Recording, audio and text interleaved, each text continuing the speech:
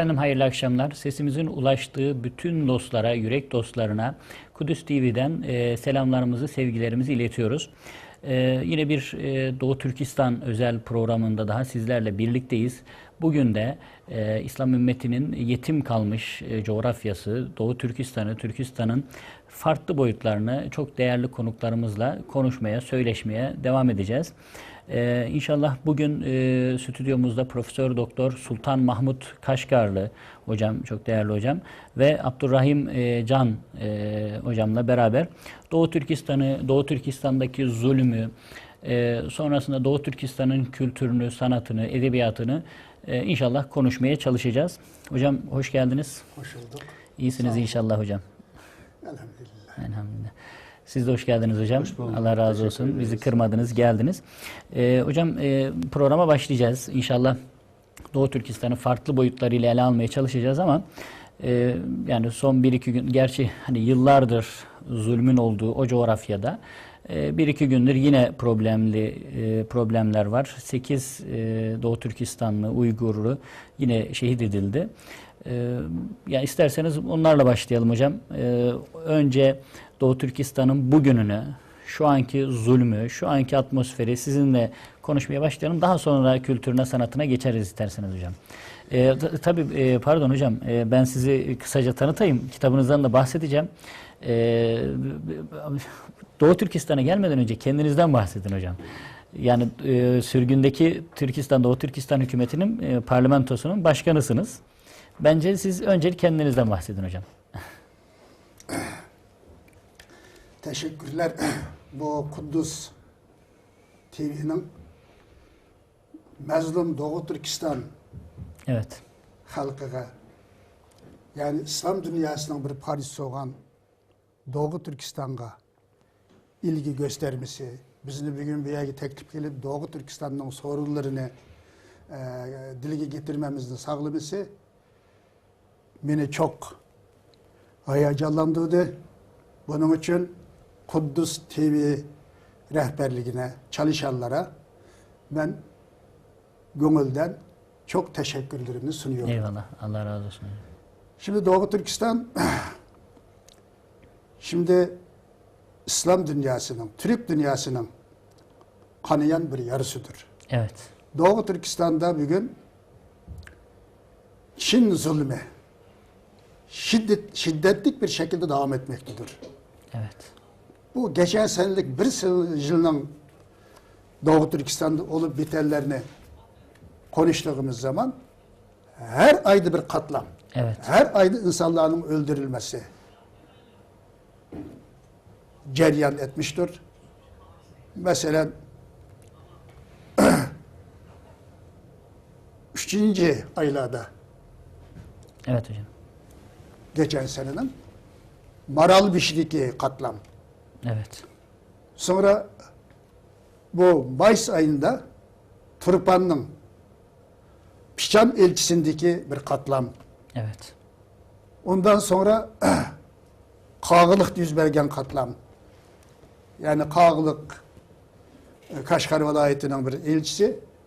Orada birçok gençler bir yerde namaz kılmaktayken demek onu Çin bıçakları kelip bu adamlar ne adam ne sürüştürmeden bombalap yani 30 kança bizim Doğu Türkistanlık Müslüman gençler katlediliyor. 35 kişi. 35 kişi. Onu gömülüyor yergi. O yergi gömüyor. Yani hiçbir mahkeme olmadan, ne iş yaptığını yapmadan demek onu terörist bunlar. Hep onu katletmişler. Şimdi bu geçen Aralık ayında Kaşgar'da bir olay. Yani 7-8 tane bu Müslüman Uygur gençlerinin katledilmesi. Evet. Ondan sonra yanı haberler geliyor Yerken'de herhalde. Evet. Burada bir katliam. Burada yani bir kancı gençler katlediliyor. Demek elinde hiçbir şey olmayan masum insanları her çeşit bahanelerle çilliler demek şimdiki zamanemi silahlarla katlediliyor, öldürüyor. Ne mi bunlar? Bunlar teröristler. Radikal İslamcılar.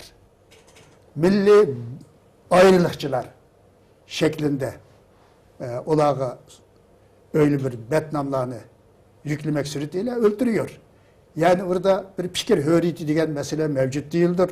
Evet. Hükümetke haksızlıklar doğrusunda kendi insani hak hukuku doğrusunda bir şey söyleşti mümkün değildir. Onu söylegen zaman onu hiç şey yapmadan demek kurşun kıtızıyor, öldürüyor. Onun için Doğu Türkistan'ın durumu çok facidir. Evet. Yani bunun bizim dünyada medyasında olsun bu hakta hiçbir ses çıkmıyor. Fazla bir ses çıkmıyor. Buna yansımıyor. Türkiye'de öyle biraz çok eksik. Bazı şeyler oluyor çok eksik. Bu mesele gündeme getirilmiyor. Böyle bir durumda demek Kudüs TV'nin oradaki Müslüman Doğu Türkistanlıklarına nispeten böyle bir ilgi göstermesi, oradaki durumlarını bizim dile getirmemizine sağlaması çok önemlidir. Bunun için tekrar yani ben teşekkür ediyorum. Evet. Şimdi Doğu Türkistan'ın bir genel durum hakkında Evet hocam. ben biraz konuşmak istiyorum. Evet hocam. Tarihte bütün dünya Türklüğünün beşiği ve Türk medeniyetinin kaynağı olan Büyük Türkistan'ın doğu kısmını teşkil eden Doğu Türkistan'da Hun Türkleri, Göktürkler, Uygur Türkleri, Karhalılar devlet kurmuşlardır. Ve günümüzde ışık tutan ötken Türk kültürü, medeniyeti çevresinin gelişmesini sağlamışlardır. Türk İslam kültürünün gelişmesinde çok önemli katkılarda bulunmuşlardır. Evet. Bugün Çin hakimiyet altındaki Doğu Türkistan, yani Çinlilerden deyimiyle Şincan. İşgal edilmiş. Şincan, toprak. Uygur Abdunum bölgesi. Şincan demek işgal edilmiş toprak. Yeni işgal edilmiş. Bunu toprak. abdunum bölge. Abdunum demek kendisini kendisi idare etmek. İşki özünün hak hukukunu yürütmek demektir. Ama bu nam da öyledir ama Doğu Türkistan halkının hiçbiri kendini idare hak hukukundan söz etmek mümkün değildir. Bu abdunum bölgede abdunum bu dünya kamuoyunu aldatmak için koyulan bir şeydi. Doğu Türkistan'da ta köylerden tatip ilçeler, ta il her yerinin başkaları Çillilerdir. Çilliler hükümeti kalan bu yerlik Türklerde fakat gösterimlik şekilde bize başkanın hiçbir hukuk yetki yoktur. Hocam ben araya giriyorum ama mesela o özerk işte otonom cumhuriyet dedikleri işte otonom bölge dedikleri yerin en üstündeki isim Uygur Türk'ü bildiğim kadarıyla değil mi? O göstermelik olarak oraya koymuşlar. Kullanıyor, evet. Evet hocam. Şimdi Doğu Türkistan 1.828.918 kilometre karelik geniş bir alana sahip olup Asya'nın merkez kısmında yer almaktadır. Doğu Türkistan doğusunda Çin'in Gansu, Qinghai eyaletleriyle, batısında Orta Asya Türk Cumhuriyetlerinden Kazakistan, Kırgızistan, Tacikistan'dan başka Afganistan ile, kuzeyinde Rusya Federasyonu ve Moğolistan Cumhuriyeti ile, güneyinde Tibet, Hindistan ve Pakistan Cumhuriyetleri ile sınırları bulunmaktadır. Doğu Türkistan Asya'nın merkezinde yer alan olup jeostratejik, jeopolitik bakımdan çok önemli bir ülkedir. O Avrasya'nın kalbi mahiyetindeki bir ülkedir. Çin'in Batı Türkistan, Türk Cumhuriyetlerine, Pakistan, Afganistan ve Avrupa açılan kapsıdır. Doğu Türkistan yüz ölçüm bakımından İngiltere, Fransa, Almanya, İtalya ve Polonya topraklarının toplam yüz ölçümüne eşittir. Evet. Demek Muş devletlerinin toplam yüz ölçümüne eşittir Doğu Türkistan'ın toprakları. Yani dünyadaki devletler içinde demek toprağının genişliği bakımından 17. sırada yer almaktadır. Çin Halk Cumhuriyeti'nin 2008 yılındaki istatistik verilere göre Doğu Türkistan'ın nüfusunun 21.308.000 ve Çinli hariç diğer etnik gruplarının toplam sayısının 12.945.000 olduğu ileri sürülmektedir. Dağılım şu şekilde gösterilmiştir. Uygurlar 9 milyon 651 bin. Çinliler 8 milyon 239 bin. Kazaklar 1 milyon 484 bin. Çinli Müslümanlar 943 bin. Kırgızlar 182 bin. Moğollar 177 bin. Tacikler 45 bin. Şibeler 42 bin. Mancular 26 bin. Özbekler 16 bin. Tatarlar 6 bin. Ruslar 12 bin. Diğer etnik gruplara mensup insan sayısı 10 bin civarındadır. Uygur Türkleri, Kazak Türkleri, Kırgız Türkleri, Özbek Türkleri, Tatar Türklerinin toplam sayısı 11 milyon 338 bin olarak gösterilmiştir. Demek ki Müslüman Türkler, yani İslami inancın sahiplerine demek 11 milyon 338 bin olarak göstermiştir. Bu rakamlar fakat uydurma. Yani rakamlardır. Doğu Türkistan'da yaşayan Müslüman halklarının toplam sayısı 35 milyon civarındadır. 35 milyon civarındadır. Bunun içinde Uygur Türklerinin sayısı 29 milyona yakındır. 29 milyona yakın oradaki Müslüman demek Uygur Türkleri yaşamaktadır. Çin hakimiyeti tarihten günümüze kadar Doğu Türkistanlıklarının gerçek sayısını gizleyerek çok az miktarda göstere gelmiştir.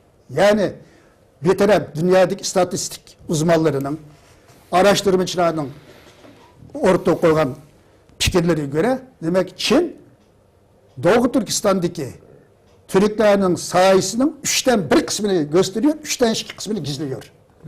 Demek şimdi biz oradaki Türklerin sayısını 11 milyondan fazla dedik, belki 3 köpeysek 35 milyon sayılarından ortaya çıkmaktadır. Doğu Türkistan yani jeoekonomik bakımından da çok önemli bir ülkedir. Doğu Türkistan'da petrol, doğalgaz, altın, gümüş, uranyum, volfram, kömür, demir, bakır gibi madenler mevcuttur. Ziraat, meyve, sebze, hayvancılık bakımından da kendini temin edip artacak kadar bir ülkedir. Doğu Türkistan'da yalnız tarım havasındaki petrol miktarı 18 milyar tondur. Tarım havasındaki. Bazı jeolog bilgilere göre Doğu Türkistan'daki petrol rezervlerinin sayısı 60 milyar ton olduğu belirtilmektedir. Bugün Çin'deki petrol rezervlerinin %35'ini teşkil etmektedir. Doğal gaz miktarı 10 trilyon 300 milyar küp tondur. Kömür rezervini 1 trilyon 50 bin milyar tondur. Demek Çin'deki bütün kömür rezervlerinin %40'ını teşkil etmektedir. Çin Halk Cumhuriyeti'nin 168 çeşit madenin 138 çeşidi Doğu Türkistan'dan çıkmaktadır. Hocam, Doğu Türkistan'dan demek bu petrol, volfram, bu altın, gümüşleri, kömürü ve başka madenleri olmaksızın Çin'in bugünkü gelişmesini tasavvur kılış mümkün değildir. Demek Çin'de bugün Çin kılıp kuvvetli kalgı keltirgen asas unsur Doğu Türkistan'ın bu önemli zenginlikleridir. Mahmut Hocam, şimdi öyle anlattınız ki hani şunu diyorsunuz, Çin burayı asla bırakmaz. Yani bu zenginliği, bu petrolü, bu yeraltı zenginliklerini, yerüstü zenginliklerini gördükten sonra Çin'in bu kadar sarılmasını, bu kadar burayı işgal edip elinden bırakmamaya çalışmasını anlamamak mümkün değil yani. Neden olduğu ortada. Tabii. Hocam birazdan ona yine devam edelim. Biz Abdurrahim Hocam'la da bir hoş geldin diyelim. Tamam, ondan sonra inşallah devam edelim. Çünkü kültür sanatına geleceğiz inşallah. Belki edebiyatını zaman kalırsa inşallah konuşacağız. İkinci bölümde Abdurrahim Hocam'la biraz devam edelim. Hoş geldiniz hocam siz de. Hoş bulduk. Teşekkür ederiz. Elhamdülillah yani iyi ki geldiniz. İnşallah Türkistan'ı sizinle de konuşmaya çalışacağız. Ben öncelikle hocam sizin hayat hikayenizi merak ediyorum.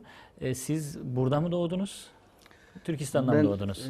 Türkistan'da Öyle doğdum. başlayalım. Türkistan'da doğdum. 1989'da burada eğitim almak için geldim Türkiye'ye. Evet. İstanbul'da başta Tömer'de olmak üzere, daha sonra işte Gökşen Dershanesi, değişik dershanelerde eğitim görerek Marmara Üniversitesi'ni bitirdim en son. Eğitim fakültesini. Şundan soruyorum hocam. Evet. Şimdi bir önceki programda Hidayetullah Evet. Bey'le programı yapmıştık. Çok ilginçti. Onun Doğu Türkistan'dan işte Evet. Pakistan'a geçmesi, dünya üzerinde Evet. gezerek bir ton yere uğrayarak daha sonra Türkiye'ye gelebilmesi çok ilginçti. Hani sizin de bu anlamda çektiğiniz sıkıntılar var mı? Geri İşte- dönebiliyor musunuz? Yani bu an genel olarak Türkiye'ye gelişinizde bir sıkıntı yaşadınız mı? Tabii Türkiye'ye gelirken sıkıntı yaşadım. Çünkü o zaman pasaport almak ve yurt dışına çıkıp okumak özellikle Uygur Türkler için imkansızdı. Evet. Ben sadece turist vizesiyle Orta Asya'yı gezmek maksadıyla önce Rusya'ya çıktım. Önce Pekin'e gittim. Pekin'den Rusya'ya geldim. Rusya'dan Romanya, Bulgaristan, Anladım. daha sonra İstanbul'a geldim. Burada işte önce Tömer'e gittim. Tömer'de dil kursuna katıldım. Türkçemi geliştirdim. Daha sonra üniversite hazırlık kurslarına katıldım. Sonra işte Marmara Üniversitesi'ne girdim. 5 yıl üniversiteyi bitirdikten sonra 1996'da Evet. burada öğretmen olarak tayinim Artık, çıktı. Türkiye vatandaşısınız. Evet, değil Türkiye mi hocam? vatandaşı Değil oldum. mi? Türkiye vatandaşı oldum. 18 yıldır eğitimle uğraşıyoruz. Öğretmenlik Hocam yapıyorum. sizinle Doğu Türkistan'ın yani hani bir İslam medeniyetini de besleyen, sadece İslam medeniyeti değil insanlığı besleyen ne diyelim verimli bir kültür havzası olarak Doğu Türkistan'ı konuşmak istiyoruz. Yani Doğu Türkistan İslam tarihinde çok önemli bir noktada, insanlık tarihinde de çok önemli bir noktada. Oradan yetişen diyelim, oranın icat ettiği diyelim birçok şey işte matbaadan tutalım kağıda kadar Evet. bugün bizim Çin'den çıktı diye bildiğimiz işte mesela matbaanın Uygur kökenli, Doğu Türkistan kökenli olduğunu ya bunları konuşalım isterseniz hocam. Evet. Doğu Türkistan veya Uygurlar insanlığa neler kazandırmıştır hocam? Böyle başlamış olalım.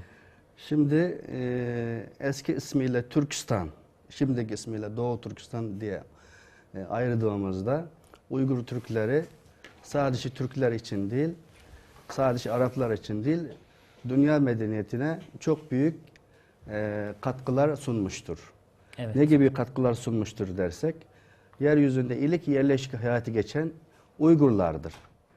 İlk yerleşik hayatı geçmek için insanlar bir ev ya da bir şehir, işte ulaşım, su, kanalizasyon gibi bir takım yerleşime, insan yaşayabilecek bir takım objelere ihtiyaç vardır. Uygur Türkleri ilk önce yerleşik hayatı geçen bir millet olarak İslamiyet'ten önce inşaatı, Horasan çamurunu, ev yapma usulünü, bina yapma usulünü ve şehirleşmeyi, ticareti ortaya çıkarmıştır.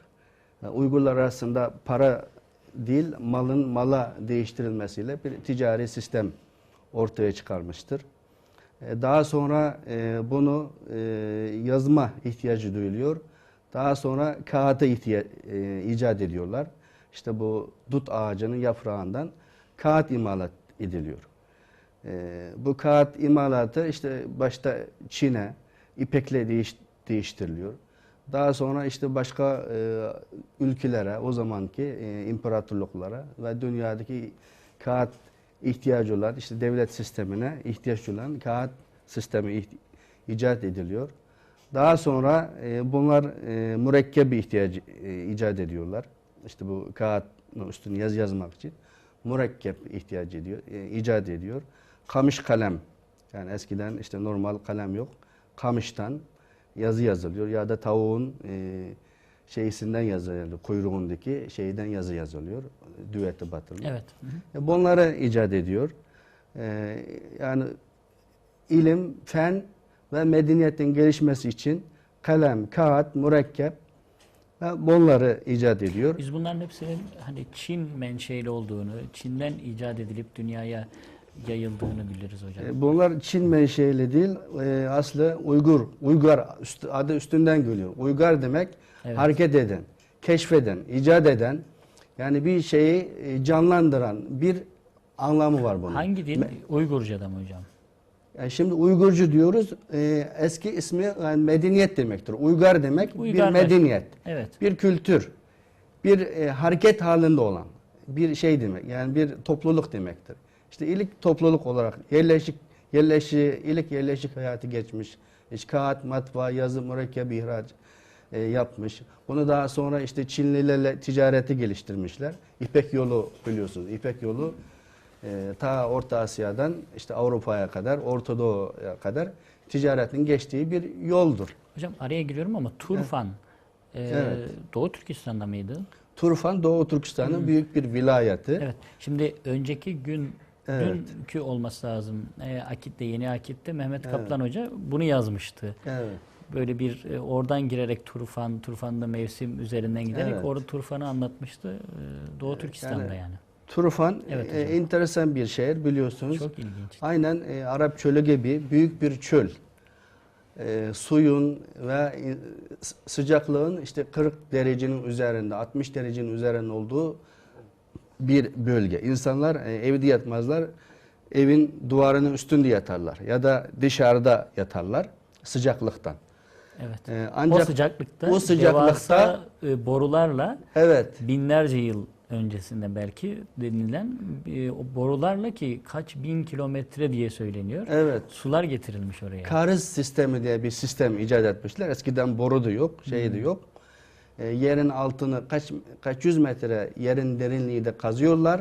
Evet. Turfan'ın etrafı bildiğiniz gibi şimdiki adı Tian Shan Dağları, Tanrı Dağları diyoruz biz onu. İşte o dağlarda her zaman kar olur. Dağlar soğuk Evet. ama Turfan sıcak.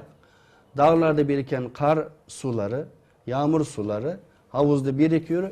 Yerin altında o kariz dediğimiz yere sürekli akıyor. Köylüler, insanlar o kariz dediğimiz yerlere kaç yüz bin metre uzunluğunda bütün ne kadar insan varsa o toprakları yeşertmek için kariz sistemiyle suyu yerin altından çekip yerin üstünde toprakları suluyor ve en güzel yeryüzünde en güzel meyve.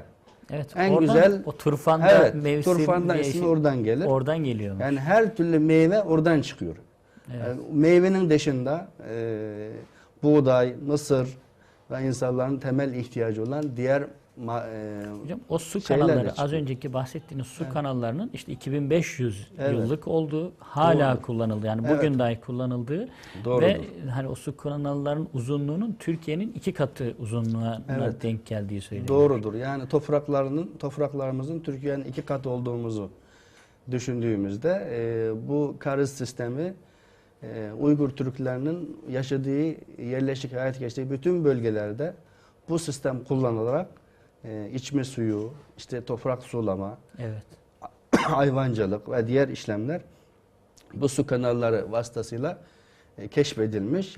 Günümüzde bütün dünya ülkeleri hayran kalmıştır. Yani 2500 yıl 2500 yıl ve hala kullanılıyor. bu insanlar ilk yerleşik hayata geçen insanlar bina yapıyorlar, sulama sistemini yapıyorlar.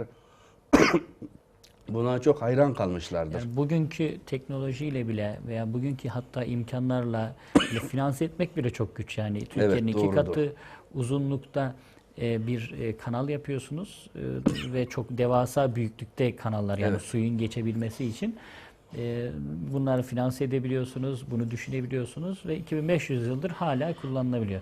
Müthiş bir şey. Hocam isterseniz Mahmut Hocam'la biz Evet. devam edelim. Hocam şimdi az önce Doğu Türkistan'ın durumunu gözler önüne sermiş oldunuz. Yeraltı kaynaklarını, yerüstü kaynaklarını. İsterseniz hocam bu işgalin başlangıcına gidelim. Yani Çinliler Doğu Türkistan'a ne zaman girmeye başladılar? Nasıl girdiler hocam? Şimdi Çin, Doğu Türkistan eskiden beri bizden Çin'in bölünmez bir toprağıdır. Evet. Diyen bu iddianı her zaman konuşuyor. Her zaman söylüyor. Çin'in bir parçasıdır diyorlar değil mi Çin'in bir hocam? parçasıdır diyor. Yani Doğu Türkistan hiçbir zaman tarihte Çin'in bir parçası olmamıştır. Evet. Olmamıştır. Ya Doğu dönem Türkistan- dönem işgal edildi ama değil mi? Dönem dönem işgal edildi. Doğu Türkistan milattan sonradan şimdi kadar 12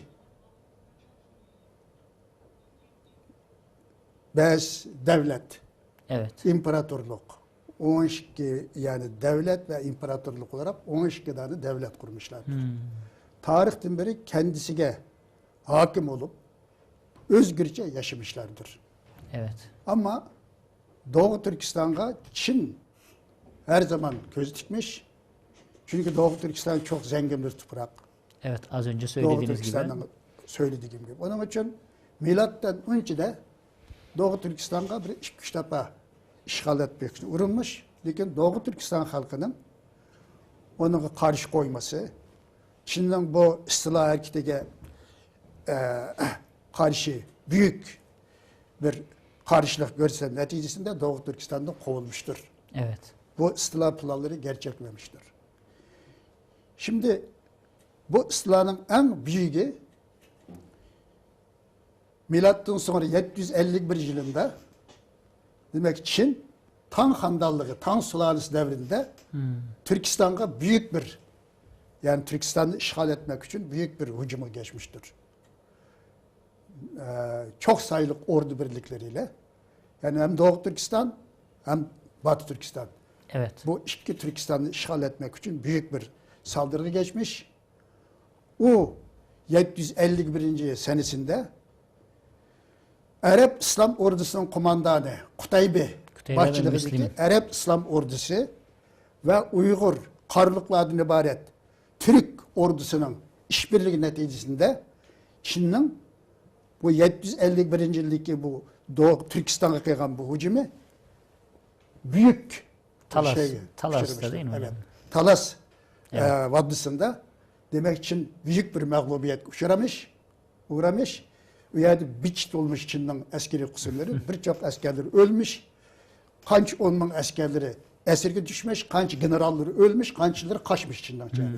Demek milattan sonraki 751'den 1759'a kadar 1000 seneler içerisinde Doğu Türkistan'a adım atma, oraya tecavüz etme cüreti bulamamıştır. 1700'e kadar. 1000 yıl. 1759'a kadar. 1000 yıla kadar demek Doğu Türkistan'a bir tecavüz işgal etmek için hiçbir cüret edememiştir. Demek Doğu Türkistan ve devletler, imparatorluklar, devletler olarak kendisi hür yaşamışlar. Mesela imparatorluktan bunun birincisi bu Köktürk Devleti yıkıldıktan sonra 744'ten 840 civarı aralıkta demek Uygur Federasyonu bir imparatorluk bu. Bütün Türk boylarını birleştirip demek bir Uygur imparatorluğu yaşamışlar. 100 seneye yakın bir devlet. Evet.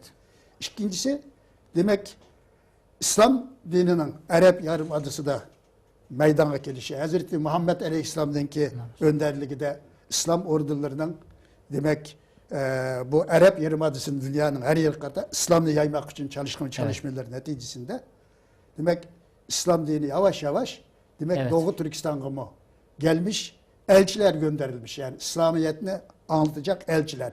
Bunun mesela Abdülkerim Samani başçılıkta heyet gelmişler Karahanlı Devleti'ne. Yani Karahanlı Devleti 870. yılı Uygurlar, Karluklar, mesela Oğuzlar, Kıpçak Türkleri, her Türk boylarından ibaret bu Türklerden kurulmuş bir imparatorluk.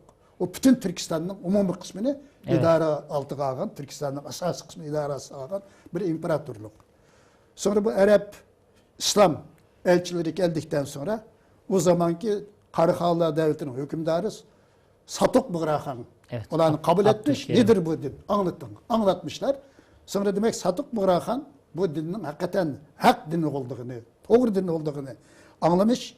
Özü kendisi birinci defa iman edip İslam dinini kabul etmiş. Ve Karahanlı Sarayı'nda bütün yetkililer, vezirler hepsiyle toplantı açarak İslam dinini demek Karahanlı Devleti bu içe devlet dini olarak kabul etmiş hakkında tavsiye olmuş ve karar almış. Evet. Netice demek Doğu Türkistan Müslümanları, Doğu Türkistan halkı demek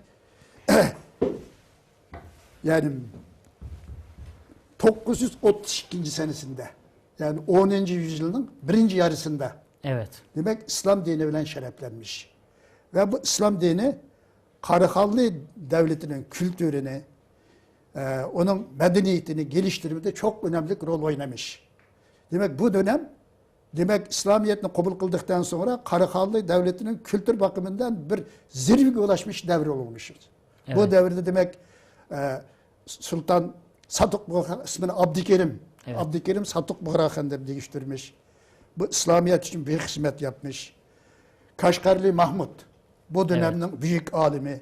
Demek divan lügatı Türk arkalık bütün Türk dünyasının dilini incelemiş ve Türk dilini Arap dünyasına tanıtmış. Yani Arapların Türkçe öğrenmiş için büyük bir kitap hazırlamış, onu takdim etmiş. Abbas Dağ halifesinin. Yusuf Has-Sacip o dönemde birçok Şu alim. sonra mesela Yusuf Has-Sacip. Evet. O Kudat Kubulik'ten ibaret büyük bir tarihi dastanını Evet. bunu hazırlamış. Bu dastan yalnız bir normal bir edebi eser değil. Bu edebi üslup bilen, edebi dil bilen devletin kanunu bu. Devlette padişah, hakan nasıl olmak lazım? Vezir nasıl olmak lazım? Evet. Onun elçileri nasıl olmak lazım? Ordu birlikleri nasıl olmak lazım? Her çeşit mesela kestik insanlar nasıl olmak lazım? Demek bu devlet kanunu bu. Devlet bilgisi. Devlet bilgisi ibaret bir kitap. Demek Karahanlı'nın ki Türk İslam edebiyatının başlanışı. Evet. Temelini kuran kitap bu. Demek böyle büyük alimler yetişmiş.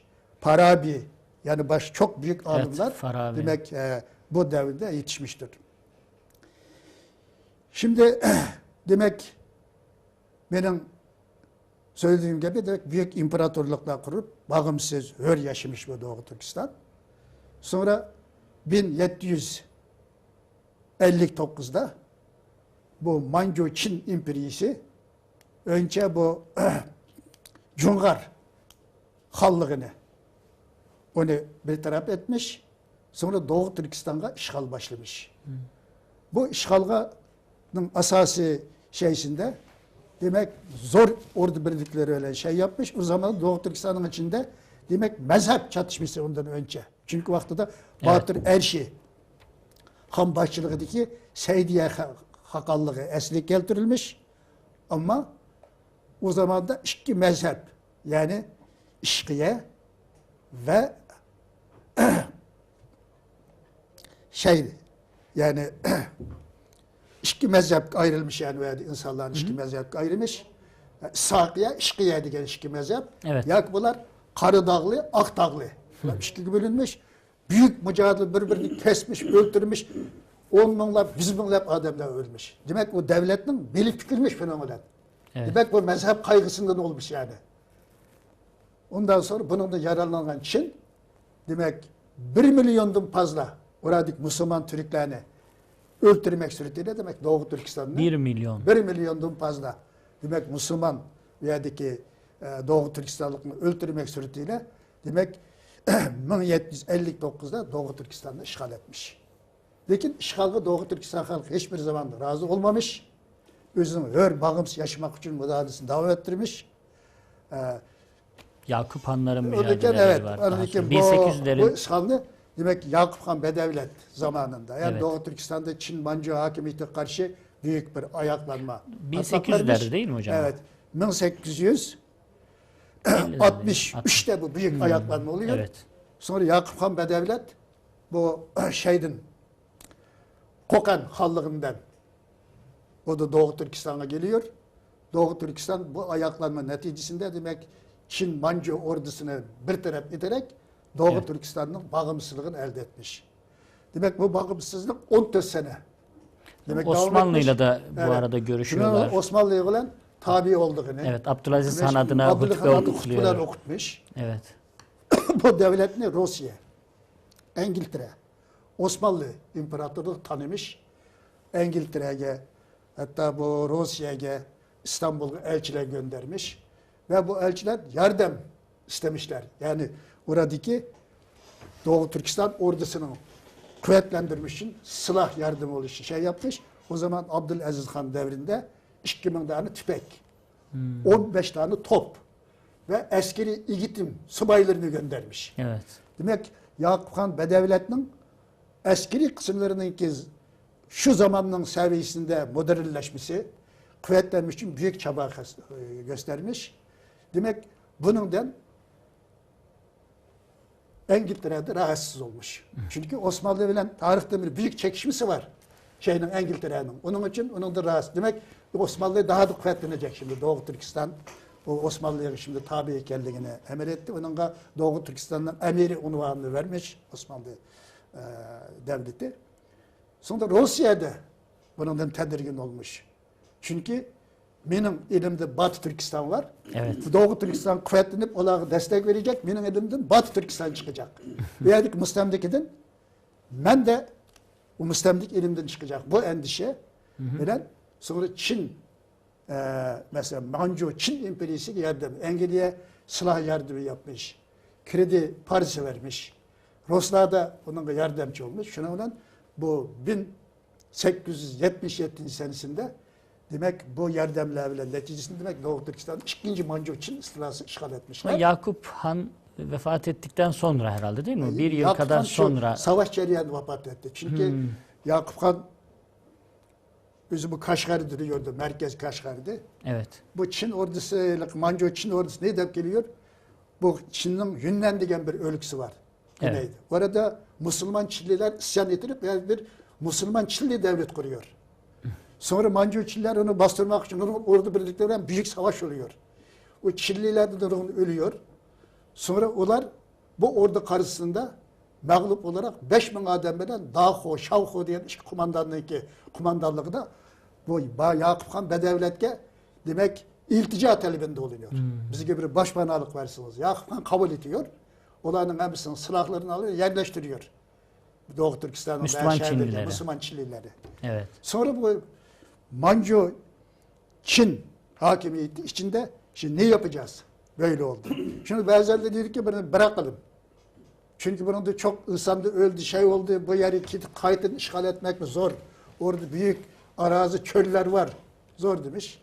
Ama bazıları yok. Man asker versiniz Doğu Türkistan'da ben işgal edeceğim. Zozungtan. Şimdi generallardan biri Zozungtan degen Hunellik Çinli o. Mesela çünkü o toprak bizim için çok önemli. Onu işgal etmemiz lazım. Onun zenginliği var, büyük zenginlik. Onun öyle demek Doğu Türkistan'da O şey diyor herhalde değil mi hocam? General o diyor ki yani Çin'in güvenliği için, Çin'i elde çok tutabilmemiz önemli. için Doğu Türkistan'ı elimizde tutmamız lazım diyor. Evet. Hocam kusura bakmayın müdahale ediyorum ama bir kısa ara vermemiz lazım. Tamam. Ara verelim. Bir güzel kliple ara vermiş olalım. Aradan sonra devam edelim. Tamam. Olur mu hocam? Olur. Efendim Doğu Türkistan'ı konuşuyoruz. Doğu Türkistan'ın tarihini, kültürünü, edebiyatını inşallah konuşmaya devam edeceğiz. Doğu Türkistan sürgündeki Doğu Türkistan hükümetinin parlamentosunun başkanı Profesör Doktor Sultan Mahmut Kaşgarlı hocam ve Abdurrahim Can hocamla beraber Doğu Türkistan'ı konuşmaya inşallah klipten sonra Türkistan isimli bu eserden sonra devam edeceğiz.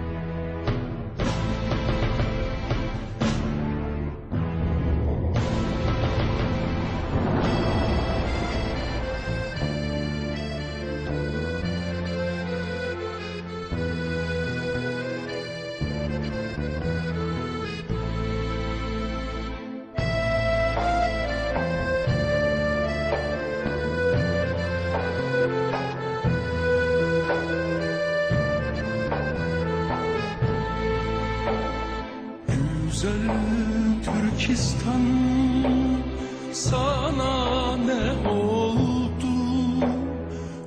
Güzel Türkistan sana ne oldu? Sebep vakit vakitsiz güllerin soldu, ah güllerin soldu. Çemenler berbat, kuşlar hem feryat. Çemenler berbat, kuşlar hem feryat. Hepsi de mahzun, olmaz mı Dilşat? Ah olmaz mı Dilşat? Bilmem niçin kuşlar ötmez bahçelerinde, bahçelerinde. Bilmem niçin kuşlar ötmez bahçelerinde, bahçelerinde.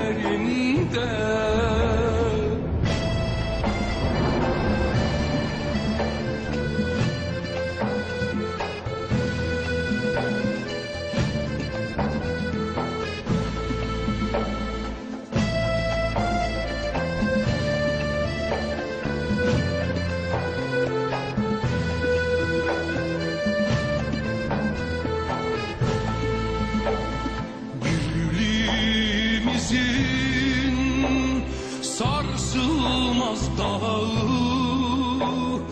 birliğimizin sarsılmaz dağı, ümidimizin sönmez çerağı, ah sönmez çerağı. Birleş ey halkım, gelmiştir çağı.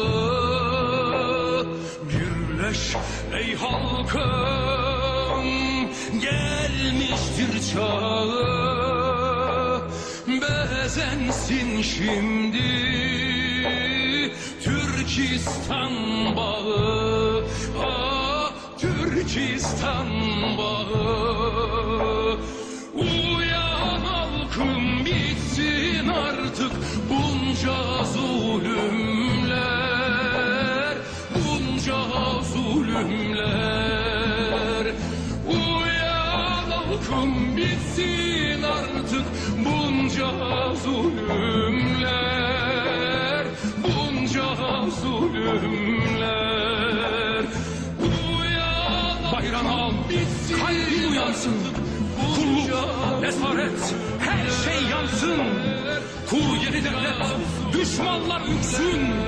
Yüce Türkistan, yüce Türkistan, göklere değsin. Yayıl, yeşer, özveten, gül bağlanınca zulümler. Uyan halkım, bitsin artık bunca zulümler, bunca zulümler.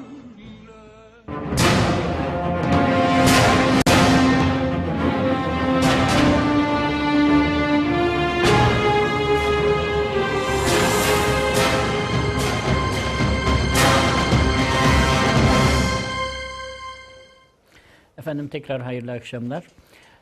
Doğu Türkistan'ı konuşmaya devam ediyoruz. Doğu Türkistan'ın kültürünü, medeniyetini, tarihini, yaşanan acıları, o zulümleri çok değerli konuklarımla konuşmaya devam ediyorum. Sürgündeki Doğu Türkistan hükümetinin parlamentosunun parlamento başkanı Profesör Doktor Sultan Mahmut Kaşgarlı hocamla ve Abdurrahim Can hocamla beraber Doğu Türkistan'ı konuşmaya devam ediyoruz. Abdurrahim hocam, isterseniz sizinle başlayalım. Sizin de ilk etapta hocam Doğu Türkistan'ın sadece İslam medeniyetine değil insanlığa verdiği o katkılardan bahsetmiştik, başlamıştık. Evet. Matbaadan, kağıttan, bizim Çin menşeli olduğunu bildiğimiz, daha doğrusu insanlığa bu şekilde öğretilen icatları konuşmuştuk. Şimdi hocam isterseniz kültürüne, medeniyetine doğru geçelim isterseniz, müsaitseniz. Evet. Buyurun hocam. Şimdi Uygurlar işte yerleşik hayatı geçtikten sonra ticareti başlamış. İlk önce ipek ticaretini canlandırmak için ipeğin kozasını, hani ipek kumaşı ipek böceğinden çıkıyor biliyorsunuz. Bizim o bölgelerde dut ağacı çok fazla. Dut ağacının yaprağını yiyerek Evet. bu canlı ipek böceği diyoruz buna. Böyle ipek ondan imalat ediliyor. İpek kozasını imalat ediyorlar. Evet hocam. İpek kozası imal edildikten sonra bunlar ipek yolu vasıtasıyla işte Çin'e satılıyor. Çin bunu ip haline dönüştürüp dünya piyasasına Çin ipeği olarak satılıyor. Günümüze kadar ipek Çin ipeği diye bu isimle kalıyor. Asıl kaynağı Uygurlara ait bunun da. Uygurlar Altay Dil grubunun Hakaniye lehçesini konuşurlarken eski Türk edebiyatının en değerli eserleri olan işte Divan-ı Lugat-ı Türk, Kutat Kabilük, Atabetul Hakayık gibi çok önemli 3 tane eser. Evet. Ta o zamanlar 3 tane eser dünyadaki bütün insanların hizmetine sunmuşlardır. Bu eserlerden Türklerin, Orta Asya'daki Türklerin yararlandığı gibi işte Araplar, önce Araplardaki Zaten bilim hani adamları. Türkçeyi Araplara anlatmak Evet, için sunulmuş. yazılmış. Daha kitap. sonra işte Avrupa ülkeleri bunlardan faydalanmış. Ondan sonra eğitim, işte örneğin Kaşgar Orta Asya'da büyük bir eğitim merkezi olmuş. Evet. Mesela örneğin işte Mısır'daki Ezher Üniversitesi gibi veyahut işte eskiden Karahanlı Devleti'nde işte Buhara eğitim merkezi olmuş. Ta o zamanki dönemlerde Kaşgar Orta Asya'daki bütün İslam dünyasına eğitim merkezi olmuş. Hocam zaten hani mesela 1000 yıl boyunca İslam dünyasının işte ilim yuvaları olan medreseler, Evet. sonra medreselerin ilk kuruluşu yine Türkistan kaynaklı. Evet, yani medresesinin ilk kuruluşu işte Uygurlara ait Kaşgar'da medreseler, kervansaraylar, eğitim yuvaları ve konaklama, tüccarların konaklama yerleri ve o zamanki tüccarların işte at üzerinden, işte deve üzerinden ticaretler o şekilde götürüldüğü için Evet. bu hayvanların bakıldığı, beslendiği kervansaraylar, onlar inşa edilmiş. Bu şekilde yeryüzünde ticaretin, ilmin, fenin, matbaanın, yazının gelişmesinde Uygur Türkleri önemli bir şekilde rol oynamışlardır. Daha sonra resim sanatı, yani bir şeyi resmetme, bir canlıyı bir örneğin bir objeyi resmetme işlemleri başlamış. O zamanki mağaralara veyahut işte duvarlara ya da tahtalara, işte o zaman kumaş bulunana kadar tahtalar üzerine, yazılar tahta üzerine, işte ceylan derisi üzerine yazılırmış. Ağaç yaprakları üzerine. Bunlara resim işlemeyi, resim sanatını geliştirmişler. Bunun yanında süsleme sanatını, işte örneğin işte ibadet yerleri veyahut insanların çok önem verdiği yerler süslenmiş. Değişik. Hocam bunların örnekleri günümüze gelebilmiş mi? Şimdi o zamanki örnekler şu andaki Pekin'deki büyük kütüphanede, İngiltere'deki büyük kütüphanede, Avustralya'daki büyük kütüphanede var bunlar. Ama şu anda araştırdığımız zaman Turfan'da, Kaşgar'da, işte Yerkent'te bu kalıntılara rastlanır. Yani o Bu zamanki bir şeyden bahsediyorlar, piramitten bahsediliyor hocam. Çin içlerinde bir yerde eski Türklere ait bir piramitten bahsediliyor. Var mı böyle bir araştırmanız? Şimdi okudunuz mu böyle bir şey? o konuyu iyi bilmiyorum. Piramit dediğim işte daha eski yıllara ait bir heykel çıkartılmış ortaya. İşte onun adı Köreren Güzeli diye isim verilmişler. Şu anda yasaklandı. Onlar Pekin Müzesi'ne götürüldü. Ben öyle bir şeydi herhalde Evet, zannedersem. Bu Köreren hani Güzeli diye. dünyaya Ta duyurulmuyor Evet, diye bir şey var. milattan önce bir hanımefendinin cesedi bu. Mumyalanmış bir Türkçe ceset. tabaklarda Türkçe yazıların Evet, olduğu. o zamanki Türkçe yazılar işte. Onun hani bir piramit gibi bir şeyin içerisinden hani o mezarın Evet. oradan diyor hani Türk piramidi falan diye duydum o yüzden. İşte o zamanki yazılar, yazıtlar orada birlikte müzelerde sergileniyorken işte dünya basını ona çok büyük ilgi gösteriyor. ve Avrupa'daki televizyon kanallar bunu çekiyor. İşte eskideki Uygur Türkleri eskiden böyleydi. O zaman işte kültür, sanat, medeniyette bunlar keşfetmiş. İşte boyu şu kadar boylu. Evet.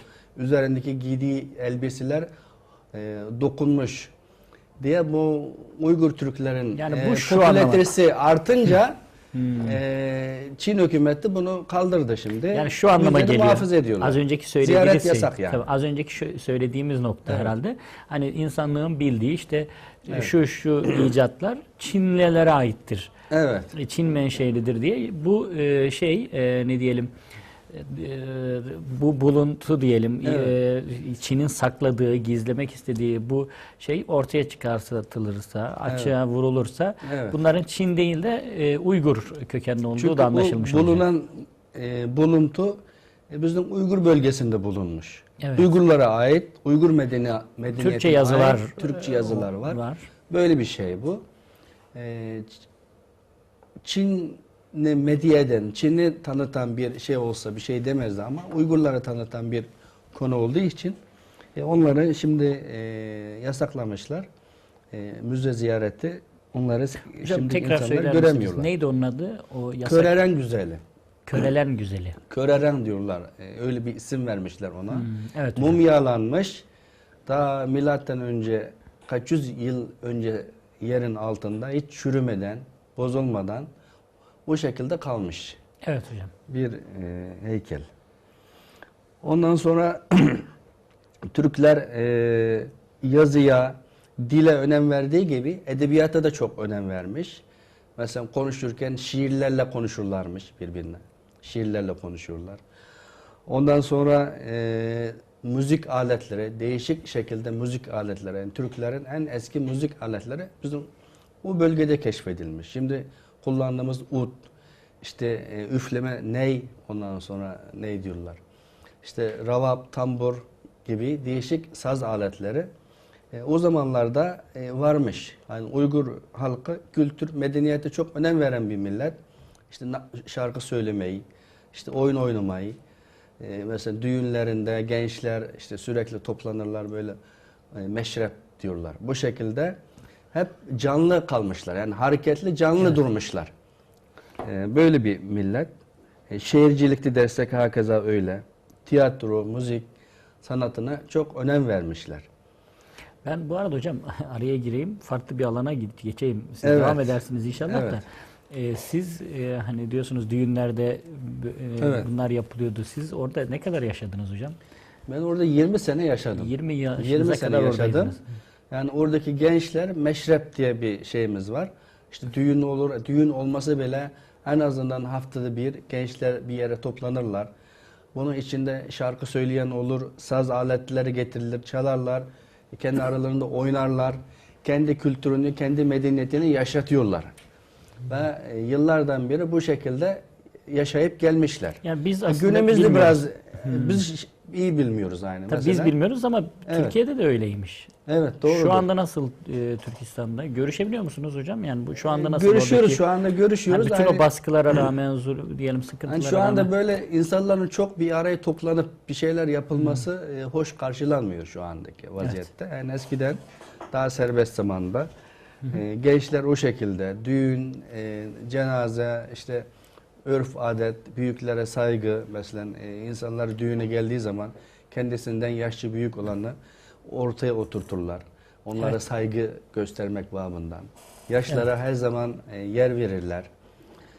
Onlara dinlerler. Büyüklerin eski fikirlerini dinler. Kendi bilgisini onunla geliştirmeye çalışırlar. Evet Abdurrahim hocam. Evet. Biz de Mahmut hocamı ortaya oturttuk. Evet. Biz de saygımızı gösterelim. Aynen öyle. Hocama Evet. sözü verelim biraz Evet. hocam. Evet. Hocam sizinle Doğu Türkistan'ın işgaline tam gelmiştik. Doğu Türkistan'ın İslam'la tanışma sürecini geçtik. 751 yılında Talas'la başlayan, Abdülkerim Saltuk Burhan'la daha doğrusu başlayan süreci, İslam'la şereflenme sürecini geçtik ve işgal sürecine geldik hocam. Evet. İsterseniz o sürece tekrar başlayalım hocam. Nasıl işgal edildi Doğu Türkistan? Demek 1877'de Evet. ikinci defa Mançurç'un işgali Doğu Türkistan'da gerçekleşti. Bir generalden Evet, bahsetmiştiniz. evet. O zaman birçok insan öldürüldü. Doğu Türkistan 1884 Ekim ayında Şincan diyen Evet. isim takılarak, yani yeni toprak, işgal edilmiş yeni toprak. Şan toprak diyen nam takılarak Evet. Çin'in bir eyalet olarak 18 mi? Öyle bir şey hatırlıyorum. Evet. 18. eyalet mi oluyor? Öyle bir şey 18. var. eyalet olarak Çin'de bağlanmıştır. Yani 1884'te. Lakin Doğu Türkistan halkı hiçbir zaman asaretini kabul etmemiştir. Devamlı Çin'in bu istilasına, bu işgaline karşı devamlı ayaklanmalar, Bugün olduğu gibi. böyle bir patlak vermiştir. Birçok olaylar olmuştur. En sonunda bu 1932 senesinde Evet. demek Kumul'da bir büyük bir ayaklanma, Çin'in zulmü, Evet. bu haksızlığı, Türkistan'daki Müslüman Türklere nispeten yaptığı katliamlara karşı büyük bir ayaklanma oluyor. Bu ayaklanma yalnız Kumul'dan başlanıyor, onun bütün Doğu Türkistan'a yayılıyor. Evet. Ve Hoten vilayeti de hem Çinlilere karşı büyük bir ayaklanma oluyor. Mehmet Emin Buğra Evet. başkanlığında. Üç efendilerden bir tanesi. Evet. Şimdi bu ayaklanmaların neticesinde demek 12 Kasım 1933'te Doğu Türkistan İslam Cumhuriyeti Evet. kuruluyor. Doğu Türkistan İslam Cumhuriyeti kurulduktan sonra onun Başbakanı Sabit Damıllam, Cumhurbaşkanlığı Hocam Niyaz Hacı, Evet. Genelkurmay Başkanlığı General Mahmut Muhyiddin Evet. tayin ediliyor. Harcı Vezirlik Kasımcan Hacı. Evet. Kasımcan Hacı damat Kaşgar'dan Dehli'ye gelerek o zaman Türkiye Cumhuriyeti'ye, Atatürk'e telgraf çekiyor. Gök bayraktan Gök al bayrağı. bayraktan selam al bayrak olsun. salam olsun. Evet. Sonra o zaman da Atatürk'ün devrinde oraya bir telegram cevaben al bayraktan kök bayrak salam olsun telegramısı gönderiliyor. Ve o zaman da hem birçok doktorla Doğu Türkistan Cumhuriyeti'nin anayasasını hazırlamak, Doğu Türkistan'da yan kurulan bu Cumhuriyet'in türlük yapım şeylerini tamamlamak için gönderiliyor ve yardım gösteriyor. Ama bu Cumhuriyet'in Rusya çok tedirgin oluyor. Çünkü Evet. Doğu Türkistan'da bir İslam Cumhuriyeti kurulduktan sonra demek bizim buradaki Kazakistan, Kırgızistan, Özbekistan, Tacikler, Türkmenistan'da Özbekler. kırındaşlarına nispeten Tabii, tabii. bunlar destek verecekler. Onlar da ayaklanacak. Bu cumhuriyetle elimizden çıkacak. Onun için Evet. ne yapmak lazım? Çinlilere yardım vermek lazım. Çinlilere yardım vermek lazım. Bunun için demek o zaman da demek 37. senesinde Ağustos aylarında Doğu Türkistan bilen sınırlı olan Kırgızistan'dan, Tacikistan'dan Doğu Türkistan'a motorlaşkan motorizm kısımları, tanklar ve bazı şeyli 30-40 uçak, bombardıman uçaklar bilen demek Doğu Türkistan'ın o İslam Cumhuriyeti'nin ordularını tamamen bombalıyor. Yerden, karadan, havadan bombalıyor. Büyük bir katliam oluyor. Bu katliam cereyanında kaç 10 bin Doğu Türkistanlık gençler, ordu birlikleri katlediliyor. Evet. Sonra demek Doğu Türkistan yanıyla Çin'in idaresinde kalıyor. Bu zulüm Yani Çin'le Ruslar anlaşıyorlar. anlaşıyor, evet. Doğu Türkistan Bunu İslam bitiriyor, Cumhuriyeti'ni evet, ortadan evet. kaldırıyorlar. Evet. Sonra bu zulüm yani devam ediyor. Evet. Yani Doğu Türkistan halkının İslami vecibelerini yerine getirmeye izin vermiyor, kısıtlıyor.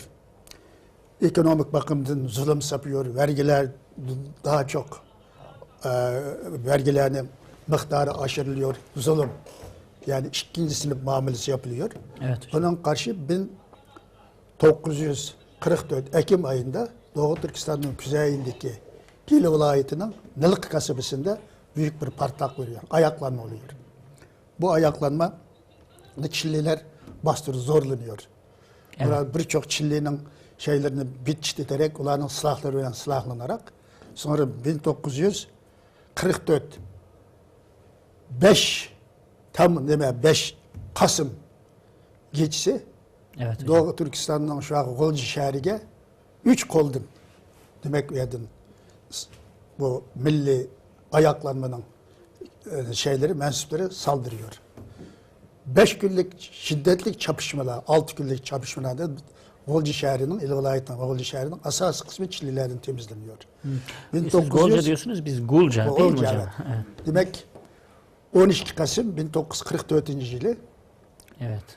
orada Doğu Türkistan Cumhuriyeti kuruluyor. Bu Cumhuriyet'in Cumhur Reisliği'ye Ali Han Törem Evet. başkanlık ediyor. Bunu Cumhuriyet demek bütün aparatlarını kuruyor. O zamanlarda Rusya Çillilerle biraz arası bozulmuşlardı da Çilliler intikam ediş için Doğu Türkistan'a fakat bedava değil ve biraz sıla temin etmişti. Para karşılığı. Mesela bir tüpekli 25 koyun düşün, bir tüpek. Kuruşun. O şeylerden hem fakat mal karşılığı vermişti. Doğu Türkistan'a veriyor değil mi Doğu Rusya? Türkistan'dan evet. Çin'le arasının bozuk Çin- olmasından dolayı. Demek Çinliler'e demek ona şu mesajını vermek istiyor. Eğer sen bizimle iyi geçinsen, Evet. bizim istediğimizi yapsan, o zaman Doğu Türkistan'ı sümerebilirsin. Elini tutabilirsin. Eğer bizim dediğimizi yapmazsan, Doğu Türkistan halkını beşinci bala yapacağız. Bu şey değil mi hocam? Stalin'le Stalin Mao'nun devri. arasındaki Stalin devri. problemler. Stalin'in devri. Evet. Sonra öyle yapıyoruz. Sonra 1945 Nisan ayında Doğu Türkistan'ın gerilla birlikleri resmi milli ordu, milli kurtuluş ordu şeklinde resmi muntazam ordu, Evet. resmi orduya dikişiyor. Ve 1945 yılı Temmuz ayından başlayıp Doğu Türkistan'a umumözlük taarruzu geçiyor. Altay, Çöyçek vilayetleri tamamen Çilliler temizleniyor. Aksoy'un Baynayısı temizleniyor. Kağıl'ın Taşkorugan, Kağılı, Koskam ilçeleri temizleniyor. Şimdi bu durumda demek araya demek yana Ruslar giriyor. Ruslar girip Çilliler bilen bu Doğu Türkistan ayaklanma liderleri oturursa biz arabuluculuk yapsak, Evet. oturdu meseleni barış yolu bilen çözsek. Şimdi Doğu Türkistan'ın milli ordusu rehberliği diyor ki şimdi İkinci Dünya Savaşı bitti. Şimdi dünya barışa ihtiyaclı, barışa muhtaç. Bu devirde Doğu Türkistan'da böyle savaşların devam etmesi demek İkinci Dünya Savaşı'nın devamını bu topraklarda başlayacak. Çünkü Amerika, İngiltere, Evet. Çin'le, millet Çin'le destekler. O zaman biz sizinle destekleriz ama ortada büyük bir katlam oluyor. Onun için barış yolu bilen çözüm. Yap 10 ay mas üstünde millet Çin bilen Doğu Türkistan işi oturdu bir 11 maddelik bir anlaşma imzalanıyor. Bu cereyanda Çin işkili kısımlarından özünün Doğu Türkistan'daki 60 bin kişilik ordusunu 100 bin kişilik ordu olup Evet. silah teçhizatla şey yapıyor. Demek bu Doğu Türkistan'ın bağımsızlığını engellemek için yapılmış en büyük bir kaçtı bu Evet. Rusya'nın. Stalin'in bir kaçtıydı bu. Evet. Stalin zaten İslam düşmanı, Türk düşmanı Evet. biri. Evet. Sonra hatta Ürümçi'ye taarruz yapacaktı. Yani 45. yılı Eylül'ün 15. günü keçisi Ürümçi'ye girecekti. Zaten 160 kilometre mesafe kalmıştı zaten Ürümçi'ye. Ürümçi'den Çillilerin ordusundan Roy düşkün fakat savaş gücünü kaybetmiş bir ordusu vardı. O generalleri can keşikken ne yapacağız? Ölmekten başka yol yok. Bu milli ordunu biz durduramıyoruz. Bunun hiç çaremiz yok. Bizi yardım edin, şey yapın da müracaat ediyordu. Sonra bu Yalta'da yapılgan, o İngiltere, Evet. Rusya, Evet, Amerika Yalta Birleşik Konferansı. Devletleri'nde yapılgan bu pazarlıklar neticesinde Doğu Türkistan halkının menfaati kurban ediliyor. Evet, Demek Çin'e dış verildi. Moğolistan'da, Moğolistan Cumhuriyeti'nin Çin'in tanıması hesabında demek Doğu Türkistan'ın Çin'in içinde kalsın, statüsünde kalsın Hocam, şeklinde karar şimdi aldı. siz 37 doğumlusunuz. 37 evet. Bu olaylar 44'te mi 44'te, oluyordu? evet. Hatırlıyor musunuz? Yani 7-8 yaşlarında mı oluyorsunuz? Tabii ben sonra bu Doğu Türkistan Cumhuriyeti'nde mi yaşadım ben? Hatırlıyorum. hatırlıyorsunuz Ordularında Doğu tabii Türkistan ona- Cumhuriyeti'ni. Ona demek oldu. Demek Doğu Türkistan'ın bugünkü böyle bir asaretke kalması Rus-Çin işbirliğinin neticesi. Küresel güçlerin Demek küresel güçler, o zamanın küresel güçleri demek Doğu Türkistan Müslümanlarının bağımsız yaşamışı engellemiştir. Evet. Bunu Çin'e birçok menfaatler karşılığında Çin'e evet. kaldırmıştır. Şimdi 49. senesinde milletçi Çin mağlubiyet koyuyor. Çin komünistleri biraz üstelik geçiyor. 49. senesinden Nisan ayından başlayarak. Sonra Doğu Türkistan'ın önderlerini Pekin'e davet ediyor. Mao, gelin siyasi istişare toplantısı yapacağız. Çin'in bütün meselelerini burada çözeceğiz. 5 kişilik bir heyet Pekin'e gelsin. 49. yılı demek Eylül'ün sonlarında bu toplantı yapılacak Pekin'de. Sonra Doğu Türkistan'ın önderleri dedi ki Çin gibi telegram bizim bağımsızlığımızı tanısa Çin biz o zaman geliriz. Ona da cevap vermiyor. Sonra Ruslar baskı yapıyor. Gidin oraya. Eğer sizi gitmişsiniz başka bir kançı koklarını aktarıp imza kıldırıyor. O zaman sizin hiçbir şeyiniz elinizde kalmaz. Onun için gidip Mao ile görüşün. Evet. Mao için komünistlerine taleplerinizi kendiniz koyun. O zaman Doğu Türkistan'ın asallık liderleri Hükümet Başkanı Ahmetcan Kasimi, o zaman Genelkurmay İshak Bey, General İshak Bey, Genelkurmay'ın ikinci başkanı Delilhan Sigurbayyev, Milli Armiye'nin siyasi komiseri Abdülkerim Abbasov ve Doğu Türkistan'daki Çinli demokratlar diğerlerden bir kişi olarak 5 kişi demek şeyi çakırıyor. Pekin'e gidiyorlar. Buna önce Almut'a geliyor. Almut'a geldikten sonra da Stalin bir generalini gönderiyor. Bunlarla konuşmak için. Sonra diyor ki siz Pekin'e vardıktan sonra Çin'e ne istek veren gideceksiniz, ne talep edeceksiniz? Biz bağımsızlık istiyoruz. Özgürlük istiyoruz. Çünkü Çin'e bilen biz uzun seneden beri savaştık, onlar da öldü, biz de öldük. Bizim bağımsızlığımızı tonusun, biz Çin'e bilen iyi geçinelim. O general diyor ki hayır diyor. Siz Mao ve Çin komünist ne dese ona evet demeniz lazım. Bu sizin hayrınızdır. Eğer siz ona şey yapmasanız olmaz bu. Ola karşı olmaz diyor. Bizim bağımsızlığı tonusun. Biz dostumuzun düşmeni bizim dostumuzdur dedik. Bizim dostumuzdan, bizim düşmanımızdan düşmeni bizim dostumuz dedik biz. Evet. Çin komünistlere sıcak baktık. Şimdi ola bizim hakkımızı tanımak lazım. Sonra general diyor ki, benim bu sözüm Stalin'den sözüdür. Siz öyle şartla gidemezsiniz. Sonra da Almut Rumesli çözülüp Moskova'ya karab uçuyor. Sonra bu hadise bulup 3 aydan sonra başka bir kişinin Pekin'e götürüp imza kıldırır demek. Doğu Türkistan Çin'in idaresinde kalacak. Ondan öyle yapıyor. Sonra 3 aydan sonra aeroplan kazası oldu. Pekin'e giderken o yüksek dağlar üstünde tumallıkta aeroplan sokularak bunlar öldü. Demek o rehberleri de uçak kazasıyla yok kaldı. Sonra 1949. yılı 10 Ekim'de demek Çin Komünist Ordusu Doğu Türkistan'a geldi. Aslında Mao'nun şeysinde 50. yılının ikinci yarısında Doğu Türkistan'ı işgal etmiş planı vardı. Onun Stalin o Mao'nun şevetten görüşüp Doğu Türkistan'da büyük olaylar oldu. Onu amansız işgal ettin. Şimdi bunun diyor bizim öne çekmiş oldu işgali. Bizim asker oraya nakletmemizde zor bir şeyimiz var. Bir zorluklarımız var. Teminat meselesinde zorluklarımız var. Yok dedi onu biz halledeceğiz. Onun için arka lojistik destek ve 50 yakın uçak veriyor Çin'e. Demek onun da Doğu Türkistan'ın Kumul vilayeti asker, Çin'in içerisinde asker. Her gün 50 uçak şey yapıyor. Bu şekilde 49. yılı 14. Oktyabr gün Çin ordusunun aldığın kısımları Ürümçi'ye geliyor. Ve oradaki millet Çin'in orduları Mao'ya tabi olacağını, onun teslim olacağını ilan ediyor. Ama Doğu Türkistan demek işgal uyuruyor. Evet. Şu 49. yılın ahiri 50. yılın başları kadar demek Doğu Türkistan İslam Cumhuriyeti, ay yıldızlık bayrak dalgalanıyordu. Sonra demek Çin'den işgal. Evet. Bu işgalden sonra Doğu Türkistan'da yani dini alimler, bilginler, vatanperver insanlar, aydınlar büyük bir katlamga. Yani her türlü şeyler bağımlı öldürüldü, hapsine atıldı. Evet. Sonra bu bana bugünkü kadar devamlı gelmektedir. Evet. Şimdi Hocam şey yapalım. Şöyle birkaç dakikamız kaldığı için müdahale ediyorum. Kusura bakmayın hocam. Biz sizi tekrar alacağız. Yani inşallah sizi tekrar şey yapalım. Çünkü buradan bırakalım işgali. Çünkü asıl 1950'den sonraki süreci de ayrı bir programda konuşalım. Bu 1950'den sonra yapılan katliamları tek tek belki Ben konuşmak çıktı bir lazım. cümle söyleyelim. Tamam. Gulca'yı vesaire son 5 Temmuz'a kadarki süreci inşallah başka bir programda tamam. konuşacağız. Şimdi ben şunu söylüyorum. Evet hocam.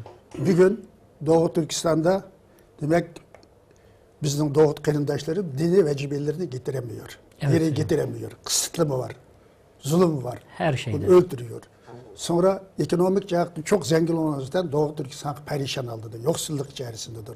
İki tane doğumda iki tane kontenjan, ikiden Evet. fazla doğum yapanlarını cezalandırıyor. Demek ağır bir facia devam ediyor. Şimdi bu meselede şimdi Türk dünyası, İslam dünyası, birlik, beraberlik. Bugün İslam dünyasının olmaz büyük bir facia içindedir. Maalesef. İslam dünya her yerde İslam kan akıyor. İnsanlar öldürülüyor. Şey yapıyor. Bu meselede uyanmak lazım. İslam dünyası uyanmak lazım. İslam dünyası, Türk dünyasıyla birlik gelerek, güç kuvvetlerini birleştirerek şu Müslümanlar üstelik bu zulümle Evet. kaldırmak için büyük çaba göstermek lazım. Demek Doğu Türkistan İslam dünyasının bir parçasıyken İslam dünyası hem onun el uzatması lazım. Demek birinci Doğu Türkistan halkının kendi mücadelesi. İkinciden demek İslam Türk dünyasının birliği ve onun desteği bilen ve bütün dünya insanlarının desteği bilen Doğu Türkistan halkı bir gün mukarrer özgürlüğe kavuşacaktır. Bunun İnşallah. bizim inancımız tamdır. İnşallah. Allah razı olsun hocam. Hocam kusura bakmayın süremiz bitmek üzere. Son sizden de birkaç dakika toparlamanızı istesek Evet. insanlığa katkılarından tutalım ve bugünkü duruma dair mesajlarınızı alalım hocam. Evet. Son olarak. Şimdi Uygurlar Türk milletinin ve İslam dünyasının bir parçası olduğunu göre yeryüzündeki insanlık medeniyetine yerleşim hayatından tut kağıt matbaana kadar ilim fen sahasında yazı kadar birçok sahada hizmet sunmuşlardır. Bu hizmetin vefa örneği olarak Uygur halkının günümüzde yalnız kalmaması, onların dertleriyle diğer milletlerin ilgilenmesi, dertlenmesi ve 35 milyon Uygur halkının kendi yaşadığı topraklar içinde geçmişte olduğu gibi kendi yazıtını, kendi dilini, kendi örfünü, kendi adetini, kendi müzik aletlerini, kendi çalgılarını rahatlıkla çalabilmeli, rahatlıkla kullanabilmelidir. Onlar üzerinde herhangi bir engel olmamalıdır. Evet. Onların İslam Doğu Türkistan halkı Müslümandır. İslam dinine inanmış yıllar önce. İslam dinine inandığını göre insan hakları diye bir şey var. Yani herkes kendi istediği dini, bugün başka millet istediği dini yaşayabiliyor. Kiliseye gidebiliyor, değişik ibadet şekilleri yapabiliyor. Ancak oradaki Uygur halkı ibadetlerini rahatça yapamama durumu var. İkincisi Uygur halkı eskiden işte Orhun abideleri yazıtlarını kullanmış. Daha sonra işte bu Osmanlı döneminde kullanılan Uygur yazıtlarını kullanmış. Şimdi günümüzde bu Uygur yazısı yasaklanmış vaziyette. Geçmişte babası Uygurca rahat konuşurken şimdiki insanların çocukları Çince konuşuyor. Uygurca kendi diline, yani bir millet, Uygur milleti kendi diline yabancılaştırılıyor, yabancı oluyor. Yani kendi dilini rahat konuşamıyor. Bunun üzerindeki baskıların kaldırılması lazım. Bir gün her millet kendi dilini konuşabilmeli. Kendi dilinde eğitim görebilmeli, kendi dilini yazabilmeli, kullanabilmelidir. Onun dışında devlet dilinde tabii öğrenmelidir. Temennim bu. Ayrıca seyahat özgürlüğü de tanınmalıdır. Yani insanlar bugün günümüzde bir Avrupalı dünyanın istediği bir ülkede okuyabiliyor. Veyahut bir Asya'daki bir Japon dünyanın istediği ülkesine gidip okuyabiliyor. Uygur halkı tarihte, geçmişte çok büyük bilim insanları yetiştirerek kendi bulunduğu topraklarda, İslam medeniyetine olsun, dünya insanlık medeniyeti de olsun, ilim sahasında büyük katkı sunmuşlardır. Günümüzde de Uygur halkından okumuş, alim ve bilimli insanları çok daha yetişmesi lazım. Onların yetişmesi için şu andaki mevcut Çin hükümeti Uygur halkını dünyanın her tarafına göndererek onların eğitim alarak işte master, doktora, profesörlük unvanlarla gelip oradaki halka hizmet vermesini temenni ediyoruz. Evet. Yetişmiş alim sayısının artmasını istiyoruz. O zaman Uygar özdeşmiş oluyor. Evet. Şimdi bakıyorsun Uygur halkı cahil kalmış ama geçmişe bakıyorsun dünya medeniyetine, eğitimde, fen sahada, kültürde büyük töhfeler koşmuş.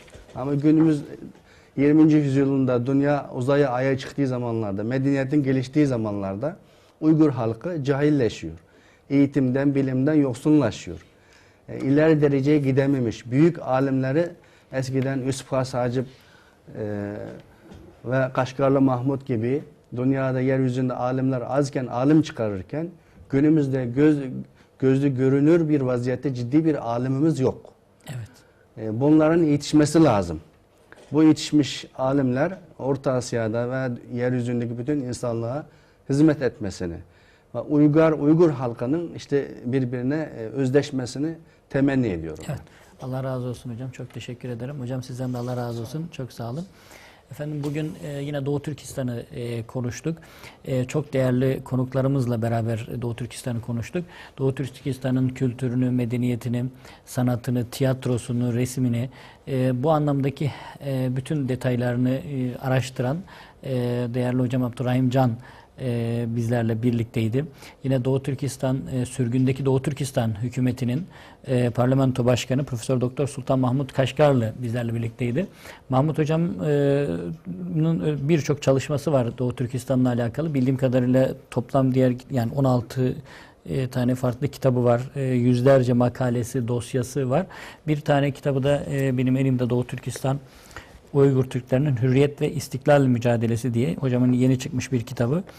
Oldukça kapsamlı. Bütün Doğu Türkistan'ın her şeyi, tarihi, kültürü, medeniyeti bu kitapta. İnşallah biz hocalarımla tekrar başka programlarda yine Doğu Türkistan'ı konuşacağız. Şimdilik Allah razı olsun. 35 milyon Müslümanın zulüm gördüğü, büyük zulümler gördüğü, unutulmuş Filistin'imiz, yok olmak üzere olan Endülüs'ümüz, Doğu Türkistan'ı bu programda konuşuyoruz. Her şeyle inşallah önümüzdeki hafta çarşamba günü yine konuşmaya devam edeceğiz.